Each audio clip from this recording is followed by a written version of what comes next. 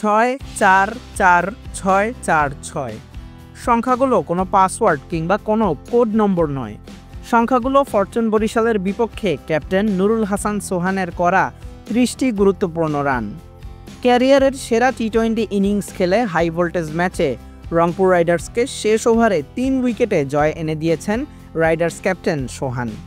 শেষ ওভারে রংপুর রাইডার্সের দরকার ছিল 6 বলে 26 রান। স্ট্রাইকে সোহান। ফরচুন বরিশালের হয়ে শেষ ওভার করতে আসেন কায়েল মায়ার্স। প্রথম বলেই বিশাল এক 6, 5 বলে দরকার 20 রান। দ্বিতীয় বলে উড়িয়ে মারতে যান সোহান, 4 রান হলে 4 বলে 16 রান দরকার। তৃতীয় বলটিও চলে যায় বাউন্ডারির ওপারে, 3 বলে প্রয়োজন 12 রান। পরে চতুর্থ বলে বিশাল এক 6 হাঁকালে 2 বলে 6 রান প্রয়োজন। পঞ্চম বলে আরও একটি 4 হাঁকান সোহান, দরকার পড়ে 1 বলে 2। শেষ বলে বিশাল এক 6 হাঁকিয়ে রেকর্ড গড়ে ম্যাচ শেষ করেন সোহান।